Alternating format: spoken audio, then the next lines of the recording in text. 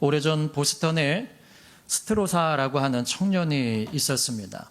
그에게는 큰 꿈이 있었는데 그 꿈을 이룰 수 있는 물질이 없었습니다. 그래서 그 당시에 돈이 많았던 큰 거부인 바턴이라고 하는 분을 찾아가서 2,000불 환산을 하니까 226만 4천 원 정도입니다. 그것을 빌려달라고 말을 합니다. 그 당시에 이 정도 금액은 큰 액수였습니다. 자기에게 담보는 없지만 일에 대한 꿈과 용기가 있으니 그것을 믿고 2,000불을 내게 좀 빌려주셨으면 좋겠습니다 라고 하는 말을 드린 것이죠. 그런데 그 말을 함께 들었던 주위 사람들은 그 바턴 씨에게 저 청년은 무엇을 믿고 그 돈을 그 청년에게 주겠습니까? 주지 마세요. 안 주는 게 나을 것 같습니다. 다 이렇게 말을 하는데 이 바턴 씨는 왠지 그 청년의 용기가 마음에 들어서 모험을 각오하며 2,000불을 빌려 주었습니다. 그런데 이 청년은 정말 열심히 일을 해서 얼마 되지 않아 그 스트로사에게 빌렸던 돈을 다 갚았습니다.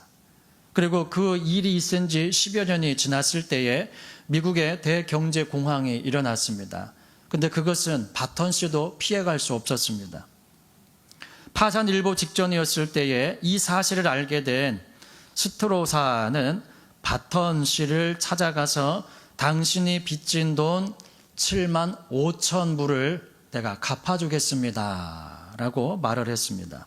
7만 5천 불은 8,490만 원 정도입니다. 그래서 이 바턴 씨는 깜짝 놀라면서 아니 내가 당신에게 빌려주었던 2,000불은 이미 오래전에 갚았는데 무엇을 내게 더 줍니까? 라고 했더니 이 스트로사라고 하는 청년이 하는 말이 분명히 빚진 돈 2,000불은 다 갚았습니다. 그렇지만 당신이 베풀어준 은혜는 평생 갚지 못할 일입니다. 그때 그 2,000불로 사업을 해서 오늘 이렇게 큰 부자가 되었으나 이것이 돈으로만 갚아질 것은 아니기 때문입니다. 라고 말을 하더라는 겁니다. 사랑하는 여러분, 죄악에 허덕이던 저와 여러분들을 구원해 주신 주님의 은혜는 그 무엇으로도 갚을 수 없는 일입니다. 그래서 사도 바울은 고린도전서 4장 2절에서 맡은 자들에게 구할 것은 충성이라고 말합니다. 내게 무엇을 맡겨주셨느냐? 오늘 본문에서 사도 바울은 나를 충성되이 여겨서 내게 직분을 맡겨주셨다. 그런데 그 직분을 맡겨주신 것도 하나님의 은혜를 통하여서 내게 맡겨주신 것이라고 사도 바울은 오늘 이 디모데에게 보내는 편지를 통하여서 이야기를 해주고 있습니다. 오늘 본문에서 사도 바울은 자신의 삶을 돌아봅니다. 그러면서 사도 바울이 이 디모데에게 사랑하는 아들 디모데에게 쓰는 이 편지에서 오늘 본문을 통하여서 이야기해주는 단어 두 가지가 있는데 그것은 긍휼이라고 하는 단어와 은혜라고 하는 단어입니다.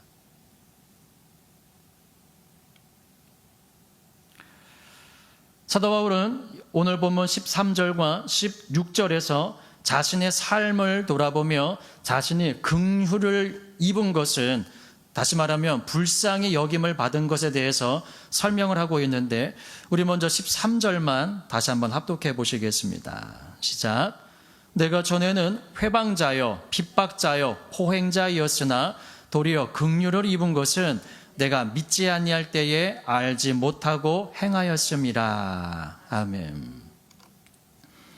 회방자라고 하는 것은 상해를 입히다라는 말과 연설을 뜻하는 단어의 합성어입니다. 다시 말하면 말로 상대방에게 상해를 입히는 것을 회방자라고 하는 말입니다. 그래서 욕하다, 비방하다, 모독하다 이러한 뜻을 가지고 있는 단어가 회방자입니다. 그러므로 우리는 절대 회방자가 되어서는 안 됩니다. 우리가 하루 종일 우리의 신체 중에서 사용하는 부분들이 참 많이 있습니다. 그런데 그 중에서도 가장 많이 사용하는 기관 중에 하나가 이 입입니다. 입. 입을 함부로 놀리는 사람들을 우리는 입이 방정맞다라고 합니다. 예. 입이 가벼워서 속된 말로는 물에 빠지면은 사람이 입만 둥둥 뜬다고 하는 정도로 입이 그렇게 가볍게 움직인다는 거예요. 그래서 잠언서에서도 이 입, 이 말에 대해서 얼마나 주의를 주는지 모릅니다. 그런데 입을 하는 모든 말들이 성경에서 어디에서 나온다고 합니까? 속에서 나온다고 그래요. 내 마음 가운데 무엇을 쌓아두느냐에 따라서 입으로 그것이 나온다는 겁니다.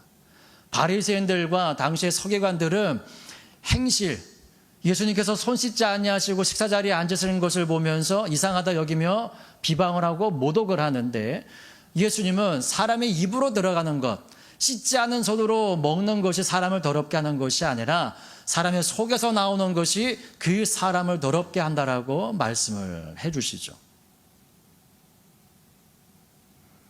입으로 나오는 그 악한 말, 모독하는 말, 욕하는 말, 이러한 것들이 다른 사람의 마음을 힘들게 할 뿐만이 아니라 내 마음을 점점 더 어둡고 또 죄악스럽게 만들어 버린다는 것이죠.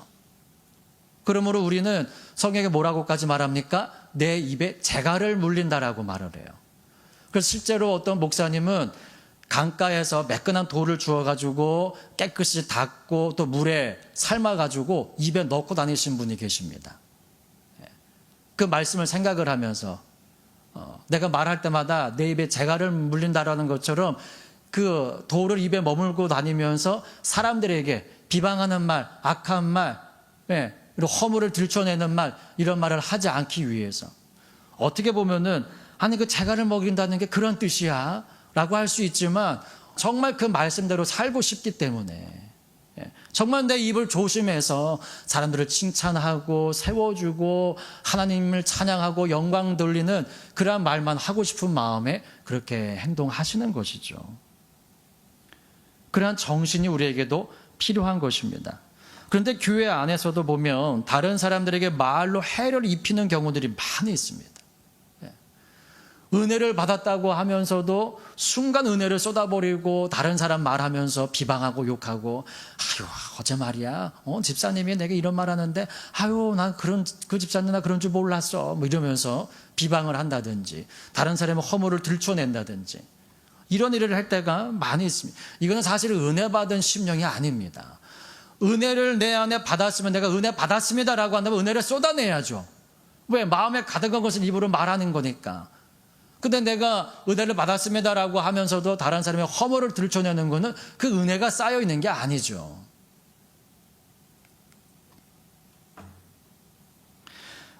그래서 야고보서 3장 9절 이후에 보면 이것으로 우리가 주 아버지를 찬송하고 또 이것으로 하나님의 형상대로 지음받은 사람을 저주하나니 한 입으로 찬송과 저주가 나는도다. 내 형제들아 이것이 마땅치 아니하니라 라고 말을 합니다.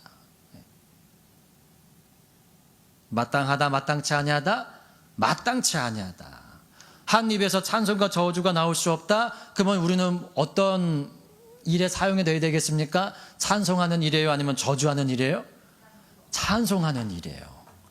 우리가 원하는 바처럼 우리가 그렇게 쓰임 받기를 원하는 것처럼 우리의 입술이 그렇게 쓰임 받을 수 있도록 내 입에 재갈을 물리고 또 주님의 그 불로 내 입을 찢어주셔서 부정한 것이 다 떠나가고 거룩하신 말, 우리 주님을 찬양하고 다른 사람을 세워주고 하는 말들만이 우리 입에서 나올 수 있도록 늘 언제나 말씀으로 우리를 다스릴 수 있는 심령 될 수 있기를 축복합니다. 또 사도 바울은 뭐라고 말합니까? 내가 전에는 핍박자라고 말합니다. 핍박자. 여러분들 다른 사람을 핍박하는 건 힘들게 하는 거예요. 이렇게 쓰임받는 사람 또한 이 핍박이라는 단어 뜻이 바싹 죄어서 몹시 괴롭게 굼이라고 하는 뜻을 가지고 있습니다. 그냥 옴짝달짝 못하도록 꽉 붙들어 매가지고 가만히 있어! 움직이지 마! 이게 핍박이라는 거예요. 그래서 요즘은 어린이집에서도 생각하는 의자, 생각하는 방, 거기다가 아이들을 앉혀놓든지 방으로 들여보내면요, 그것도 걸립니다. 그것도 하지 말라고 그래요. 때리는 것도 아닌데 어떤 선생님들은 눈에 안 보이게 카메라 없는 데서 이렇게 아이들을 이렇게 꽉 줄 때가 있습니다. 이런 데 이렇게 꽉. 때리는 게 아니잖아요. 그냥 꽉 인상 안 쓰고 이렇게 꽉 쥐는 거예요. 이것도 핍박이에요. 예. 그래서 요즘은 어린이집에서 아무 행동도 못 한답니다. 그냥 그걸 다 감수해야 되는 거예요. 학교에서도 마찬가지죠. 선생님 그림자도 밟지 않는다는 게, 제 때만 해도 그랬는데 요즘은 선생님을 향해서 막말을 하잖아요. 선생님을 때리기까지 합니다. 학생들이. 그런데 함께 싸우지를 못해요. 그냥 선생님들이 다 그것을 감내를 합니다. 요즘 그러한 시대가 되어졌어요. 그 어른들을 공경하는 마음이 없으니 하나님을 공경한다고 하는 것은 어려운 일이죠. 요한일서 말씀하시는 것처럼 눈에 보이지 아니하는 하나님을 사랑한다라고 하면서 눈에 보이는 형제를 미워하면 그것은 하나님을 사랑한다라고 하는 말도 거짓말하는 거다라고 말하는 것처럼, 하나님을 사랑해야 됩니다, 하나님을 공경해야 됩니다, 하나님만을 예배해야 됩니다라고 말하는데 눈에 보이는 부모님도 사랑하지 못하는데 하나님을 어떻게 사랑하겠습니까? 이 세대가 지금 그렇게 되어가고 있는 거예요. 왜냐하면 교회가 빛을 잃어버렸기 때문에. 그러니 지금 현재 코로나가 그렇게 이 나라 이민족 가운데서 빨리 사라질 수 있기를 기도하고 있지만, 여러분들 백신 주사 맞는다고 해서 마스크 벗을 수 있을 것 같으세요? 요즘 그렇게 말하는 일도 많이 있는데 못 벗습니다. 지금 백신 주사 맞고도 뭐 일주일 또 5일 내에 사망하시는 분들도 계세요. 백신 다 맞았는데. 그리고 지금 백신이 모자라가지고 2차 접종할 것까지도 다 1차에 끌어모아가지고, 백신자 수를 늘리려고 지금 하고 있잖아요. 여러분들이 코로나는 바이러스입니다. 우리가 감기나 독감이 바이러스로 감염이 되어서 걸리는 것처럼 코로나도 바이러스예요. 이게 한번 백신 주사 맞는다고 해가지고 없어지거나 사라지는 게 아닙니다. 그 백신을 만드는 회사에서도 그 약 효과가 몇 달이 가는지를 몰라요. 제약회사에서도 그 백신, 자기들의 백신을 맞았을 때 그 효과가 얼마나 지속이 되는지를 모릅니다. 몰라요. 그럼 여러분 보세요. 백신 주사 맞았는데 5일 이후에 감염되어가지고 사망을 했어요. 그 백신 주사가 그러면은 얼마 동안 지속이 된 겁니까? 5일 채 못되게 지속이 된 거예요. 그 사람에게는. 사람마다 다르기는 하겠지만. 그런데 백신 주사를 믿을 수 있습니까? 그것도 못 믿습니다. 코로나 바이러스는 그래도 우리가 위로가 되어지는 것은 그 코로나는 우리의 목숨만을 앗아갈 수 있다는 겁니다. 그런데 우리가 믿고 있는 하나님은 우리 생명뿐만이 아니고 우리의 영혼까지도 능히 지옥에 멸하실 수 있는 자이기 때문에 그분을 두려워하라. 하나님을 두려워하시고, 코로나 두려워하지 마시고, 우리 하나님은 뭘 기뻐하신다고요? 예배를 기뻐하신다고요. 물론 현장에 나와서 드리는 예배만 기뻐하시는 분은 아니십니다. 그런데 저도 집에서 그 비대면 예배를 드려봤지만 마음이 흩어집니다. 복장도 이러한 복장으로 집에서 예배 안 드려요. 그냥 의자에 편안히 앉아가지고 편한 복장으로 예배 드립니다. 그러면 마음이 흩어지기 때문에 자세가 이렇게 흐트러지는 거예요. 그러한 마음으로 주님의 말씀을 들으면요, 귀에는 들려와도 마음에 들어오지는 않습니다. 그래서 예배는 이 자리에 앉아서 드릴 때만 예배가 아니라 일어나서 예배 드리러 가야지라고 하면서 준비하는 순간, 아니 그 이전부터도 이미 예배는 시작이 되어지고 있는 겁니다. 그래서 어느 한 순간도 빠뜨려지면 온전한 예배가 될 수가 없는 거예요. 이 현장에서 드리는 예배는 우리 삶의 예배의 한 부분입니다. 예배를 준비하고 교회 와서 예배 드리고 삶으로 적용할 때에 온전한 예배가 되어지는 것이죠. 하나라도 빠지게 되어지면 온전한 예배가 될 수가 없습니다.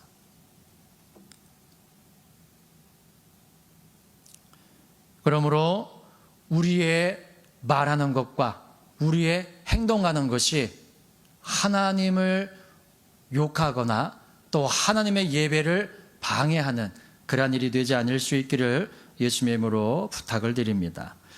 서슴지 않고 거침없이 이런 삶을 살았던 자신이었으나 이런 자신에게 주님은 긍휼을 입혀주셨다는 거예요. 긍휼이라고 하는 옷, 불쌍히 여김의 옷을 입혀주셨다라고 말을 합니다. 사도 바울은 자신이 그렇게 회방자로 또 핍박자로 포행자라고 하는 것은 거만한 사람입니다. 또 다른 사람을 학대하는 사람을 말해요. 사도 바울은 유대인 중에 유대인이었습니다. 정말 그 유대인 중에 유대인이 뭡니까? 율법을 철저하게 지키며 살았던 사람이라는 거예요. 배울 만큼 배웠고, 가말리엘 소생이라고 하는 것은 지금 우리나라로 말하면 서울대 법대 출신입니다. 명문대학을 수석으로 졸업한 사람이에요. 그러한 학자이면서 또 그러한 율법에 열심히 했던 그러한 사람이 자기 자신을 향하여 나는 핍박자고 나는 포행자고 또 나는 회방자고 자기 자신을 향해서 그렇게 말을 하고 있는 거예요. 얼마나 율법을 지키기 위해서 열심히 살았는데 누구를 핍박했기 때문에요? 예수 그리스도를 핍박했기 때문에. 사도행전 9장 담에색 도상에서 예수님 만난 다음에 주여 당신 누구입니까? 라고 질문을 하자 예수님 뭐라 그러십니까? 나는 네가 핍박하는 예수다 라고 말을 해요. 자기가 예수님 믿는 사람들을 잡아서 옥에 가두고 죽이는 일에 열심을 내었던 그 모든 일들이 사람을 핍박하고 사람을 힘들게 만든 것이 아니라 예수님을 핍박하는 일이었다는 거예요. 그러니 아이고 나 죽었구나 이 생각 드는 게 당연하죠. 사람을 힘들게 하고 사람을 모욕하고, 모욕죄도 큰 죄잖아요. 그 사람을 죽이고 살인을 한 거잖아요. 내 손으로 죽이지는 않았어도 스데반 집사님이 돌에 맞아 죽는 것도 당연히 여겼잖아요. 의로운 사람이 죽는데 그 죄에 동참한 거예요. 살인에 동참한 겁니다. 내 손으로 죽이지는 않았어도. 그러한 죄를 지었으니 아이고 나 죽었구나. 그런데 뭐예요? 예수님께서 자기 자신을 용서해 주셨다는 거예요. 긍휼의 옷을 입혀 주셨다는 겁니다.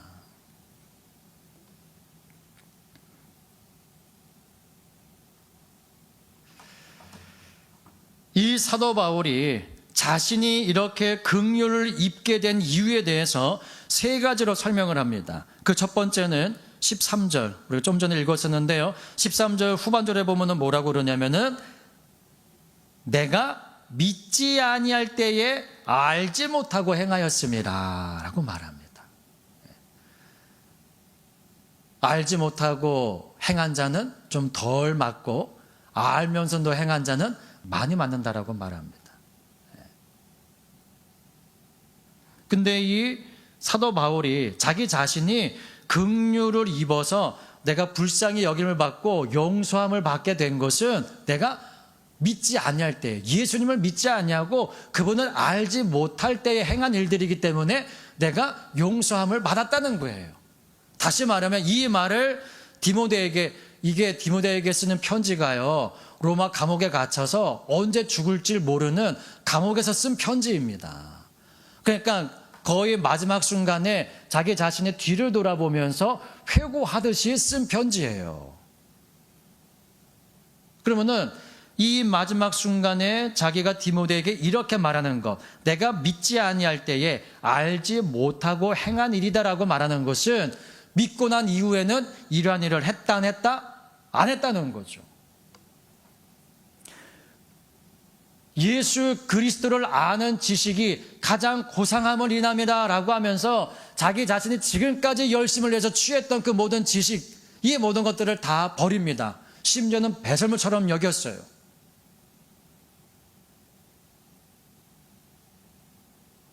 그러한 삶을 사도 바울이 살았기에 믿지 아니할 때에 알지 못하고 행한 그 모든 일들을 또한 다 버린 겁니다.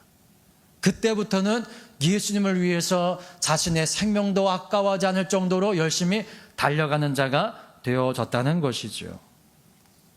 우리도 마찬가지입니다. 사도 바울은 사도행전 9장에서 담에색 도상에서 성전 가운데서 예배한 것도 아니에요. 길에서 야외 예배 드린 거예요. 자기가 작정을 하고 드린 예배도 아니고 알지 못하는 사이에 예수님께서 오셔가지고 당신을 나타내 주시고 자신을 용서해 주셨어요. 그 예수님 한 번 만났습니다. 그 이후로 3일 동안 금식을 해요. 그리고 나서 예수님을 전하는 삶을 살아갑니다. 뒤를 돌아보나요? 뒤를 돌아보지 않습니다. 자신이 이전에 그 유대인으로서 또 로마 시민권을 가지고 있었던 그러한 삶을 뒤돌아보면서 그때가 좋았는데라고 하는 한 번의 표현을 했었나요? 안 했습니다. 전혀 뒤를 돌아보지 않냐고 이전의 모든 삶들을 다 뒤로하고 이전의 모든 핍박자의 삶들을 다 뒤로하고 주님의 복음을 위해서 열심을 내는 사역을 살았다는 것입니다. 우리의 모습은 어떤가요? 우리는 때가 되어지면 예배드립니다.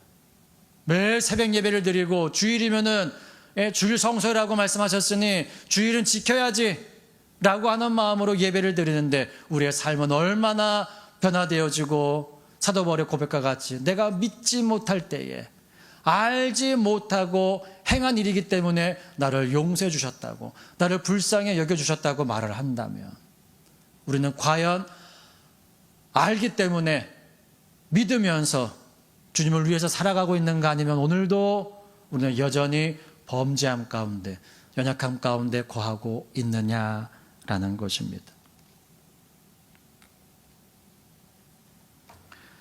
한 조각가가 말을 조각을 해놨는데요. 이 앞발을 들고 서 있는 말을 조각을 해놨는데 얼마나 말하고 진짜 똑같이 생겼는지 한 사람이 그 작가에게 물어보았습니다. 아니 어쩜 이렇게 말하고 똑같습니까? 어쩜 이렇게 말하고 똑같이 조각을 하셨습니까? 하니까 이 조각가가 하는 말이 말처럼 보이지 않는 것을 다 잘라내면 됩니다 라고 하더라는 겁니다. 우리가 그리스도인이 되는 것은 그리스도인처럼 사는 것이 아니라 그리스도인답게 살아갈 수 있는 방법은 그리스도인으로서 보이지 아니하는 모든 것들을 다 제거해내면 되는 것입니다. 근데 이것이 너무나 고통스럽고 아프죠. 하지만 그렇지 않으면 주님의 거룩하심 우리가 닮아갈 수가 없는 것이죠. 그러한 열심 있는 마음으로 살지 못하면 주님을 위해서 살 수 없습니다. 평안하고 기쁘고 행복하고 건강하고 물질 많을 때는 정말 주님을 위해서 살겠다는 고백이 절로 나오죠. 그런데 조금이라도 내게 있는 물질이 사라진다든지 내 건강이 약해진다든지 하면은 불평이 먼저 튀어나오게 되어져 있습니다.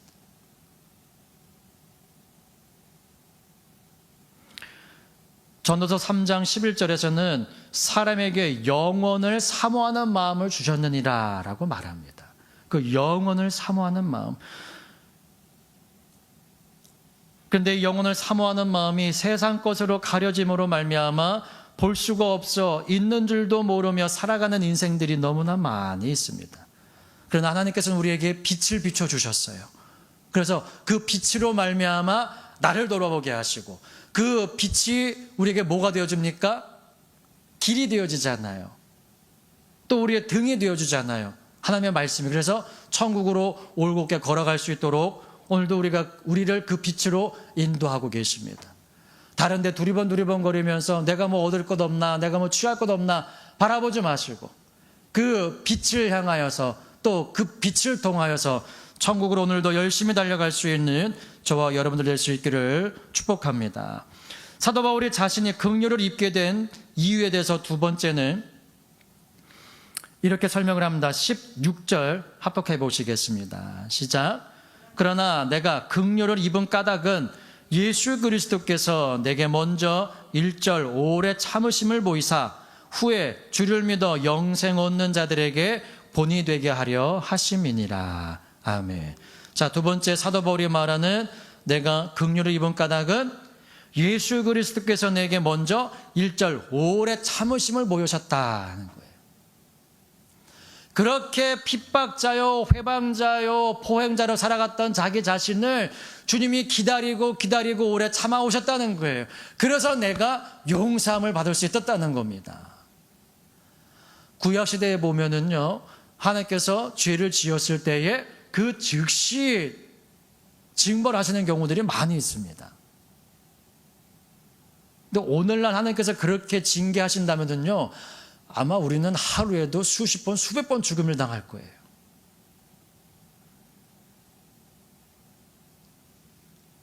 그러다 보니 하나님께서 오래 참으시다 보니까 우리는 죄에 대해서도 오래 참습니다.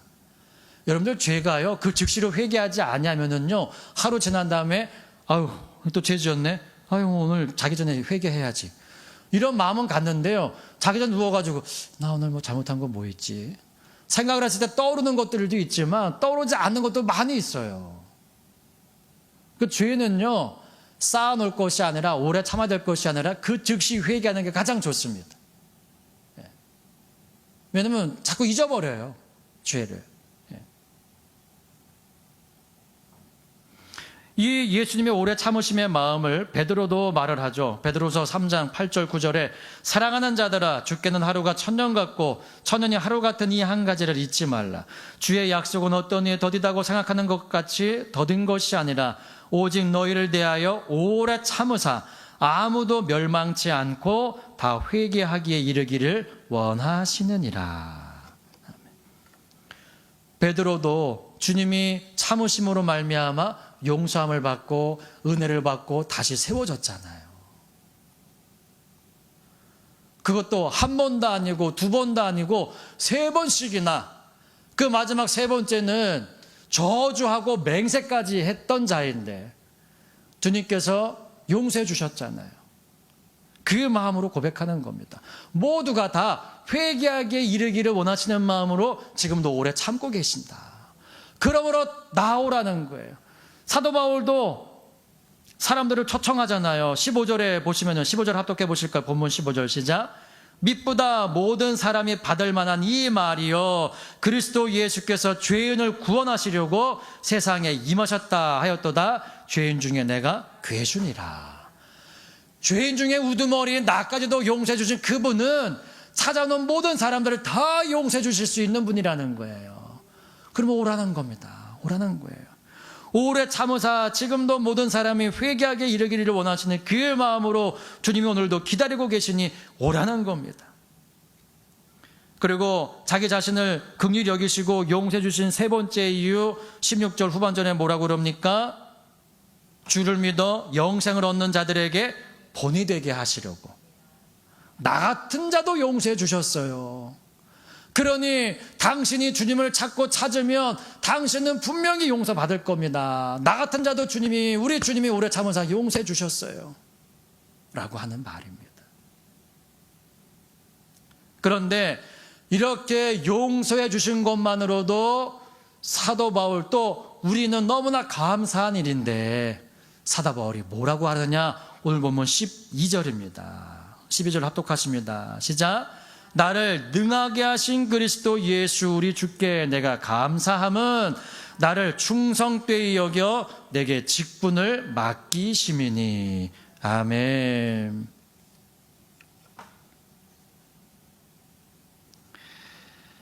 자,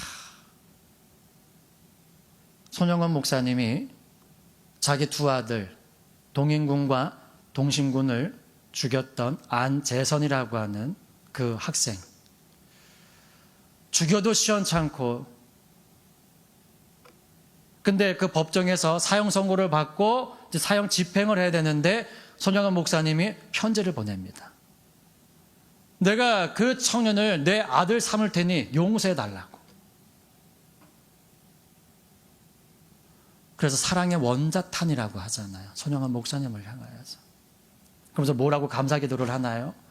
내 이 두 아들 미국 유학 보내려고 준비하고 있었는데 미국보다 더 좋은 천국에 데려가시니 감사합니다. 한 아들도 감사한 일인데 두 아들을 한꺼번에 주님 품으로 인도해 주시니 감사합니다. 내가 그 아들들을 사랑하고 아끼는 것도 좋은 일이고 행복한 일이지만 나보다 더 믿을 만한, 더 사랑받으신 하나님께로 인도해 주시니 감사합니다. 그 감사가 어떻게 나오겠어요? 그 여동생, 그 딸이 그 안재선이라고 하는 사람이 집에 들어왔는데 견디지 못하겠더래요. 자기 두 오빠를 죽인 사람이잖아요. 근데 손양원 목사님이 그 안재선이라고 하는 사람을 용서해 준 이유가 뭡니까? 내 두 아들은 죽어서 천국 갔지만 이 사람은 예수를 모르면 지옥 가기 때문에 그 사람을 구원하기 위해서 양자 삼았다는 거예요. 그래서 송영원 목사님이 그 안재선 나간 사람에게 신학 공부를 시켜서 목사 만들려고 했어요. 그런데 자기 자신의 죄가 너무 커가지고 자신은 목사 안 되고 안재선 자기 아들을 목사 되게 했습니다. 나 같은 자가 어떻게 그 거룩한 직분을 맡을 수 있겠느냐 하면서. 송영원 목사님 보세요. 그 안재선이라고 하는 사람을 양자 삼은 이유가 뭐라고? 첫 번째는 그를 용서해 주는 것이고, 두 번째는 그가 하나님을 위해서 일하는 자가 되게 하기 위하여서. 예수님이 사도 바울을 용서해 주신 그 이유를 뭐라고 말합니까? 나를 충성되이 여기셔서 내게 직분을 맡기셨다고. 그 직분을 맡기셔서 주님을 위해서 일하는 자 삼으시기 위해서 자신을 용서해 주셨다고 말하고 있는 것입니다. 그런데 그것도 자기의 무엇인가 잘하고 준비되어져 있는 그것 때문이 아니라 뭐라고 말합니까? 12절 시작하면서 뭐라고 말을 해요? 나를 능하게 하신 그리스도 예수 우리 주께 내가 감사함은 그럽니다. 내게 무엇인가 할 수 있는 힘이 있어서가 아니라 내게 직분을 맡기시고 나를 충성되이 보신 것도 주님의 능하게 하신 그 능력을 통해서라는 겁니다. 다시 말하면 내가 지금까지 이렇게 열심히 달려가는 삶을 살았던 것은 내 힘이 아니라 나를 능하게 만들어주신 주님의 능력이라는 거예요. 우리도 우리의 마지막 날 이 고백을 할 수 있기를 원합니다. 그래서 사도 바울은 고린도전서 15장 31절에 나는 날마다 죽노라 라고 말을 해요. 그리고 빌립보서 3장 14절에 표대를 향하여 그리스도 예수 안에서 하나님이 위에서 부르신 부름의 상을 위하여 쫓아가노라. 내게 주신 사명 꼭 그것을 마치려 하면은 나의 생명을 조금 더 귀한 것으로 여기지 아니하노라 하면서 죽음을 향하여 사도 바울은 달려갔습니다. 얼마 전에 담임 목사님께서 수술을 마치시고 주일날 바로 서셔서 물론 이제 앞에서 말씀을 전하시기는 하셨지만 말씀을 전하셨습니다. 그리고 그날 오후에 다시 병원에 입원을 하셨어요. 그 모습을 지켜본 많은 사람들은 아니 목사님 아니 몸도 성치 않으신데 왜 또 몸이 좀 더 성하신 다음에 말씀 전하셔도 되는데 왜 이런 말씀들을 하시는 것 저도 들었습니다. 어찌 보면은 그러한 모습들이 어리석은 모습으로 보일 수도 있습니다. 그러나 사도 바울과 같이 나를 충성되이 여겨 직분을 맡기신 주님께 충성되이 살고 싶으셔서 그 마음과 열심을 가지고 서신 것임을 알아야 합니다. 이 일을 위해서 나를 지금도 살려주시는 것인데, 이 일을 감당하라고 나를 살려주시는 것인데, 그 마음으로 움직일 힘만 있으면, 말씀 전하시는 힘만 있으면 서시는 거예요.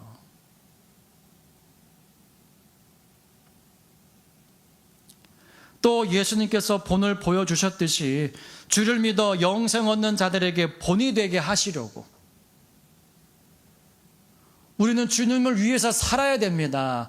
우리에게 생명이 있느나 내게 힘이 있느나 우리에게 맡겨주시는 직분, 사명을 감당해야 합니다. 그 본을 보이시기 위해서 서시는 거잖아요.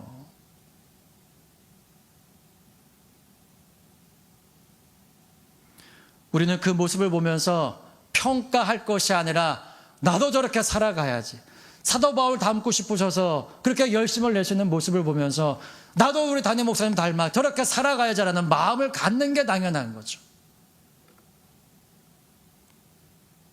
더 강건하게 우리 신앙의 본이 되어질 수 있도록 더욱 담임 목사님을 위해서 기도하시고 그러한 열심 있는 신앙이 사도 바울의 이 마지막 때 더 필요한 그 영성이잖아요. 사도 바울의 영성이. 담임 목사님께서도 늘 사도 바울처럼 살고 싶으시다고 그 말씀을 하시는데, 그 정신을 우리고 본받아서 우리도 충성의 달을 지금 보내고 있는데요. 우리도 주님께서 보실 때 충성되이 여겨.